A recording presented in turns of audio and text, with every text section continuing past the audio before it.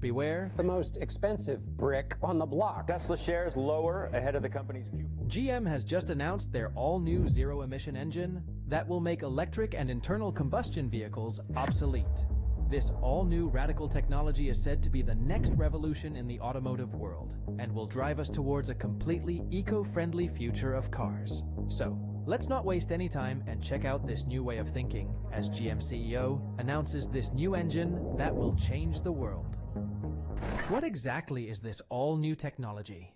GM has been searching for an alternative to EVs for years now, and their search has led them to the all-new compressed air technology. Compressed air has already been seen to be of limited use in the 19th century, mostly with mine locomotives and trams in some European cities, the most notable of which is Paris. However, the technology has since been dropped and forgotten in favor of internal combustion engines because of potency.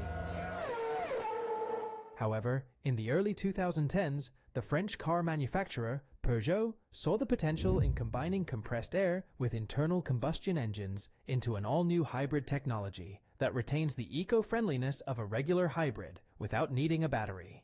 While these prototypes didn't move far from the testing stage, they did spark a fair bit of interest from the rest of the automotive industry, most notably GM.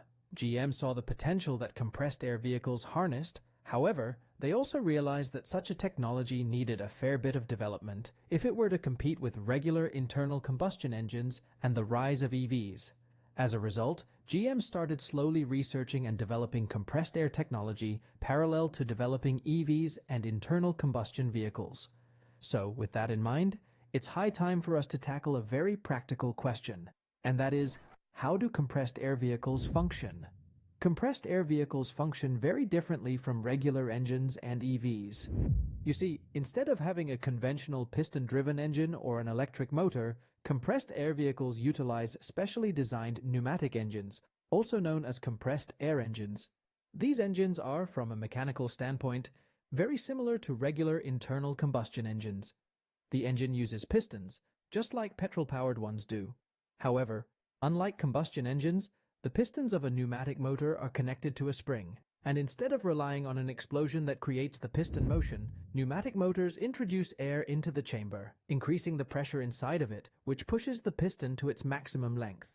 The air is then released, and the spring that the piston is attached to pulls it back into its original position, thus completing the cycle. Generally speaking, the engine is very similar to internal combustion engines, and can therefore use a wide array of technical solutions, shortening the development cycle, which is what also drew GM towards this concept. With that in mind, it's time to answer the most intriguing question. What are the benefits of compressed air against EVs and ICE vehicles? Well, the most notable benefit is, of course, the fact that it is 100% pollution-free.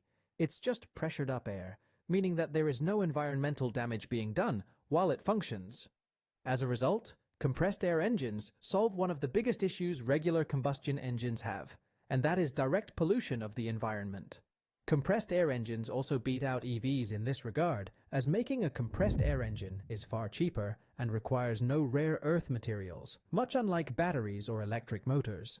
Not to mention that powering EVs is also not quite green, as the grid is still mostly reliant on fossil fuels to produce electricity. Speaking of making compressed air engines, another key benefit over internal combustion engines is the cost of production. Since compressed air engines endure considerably lower pressures than gasoline or diesel engines, producing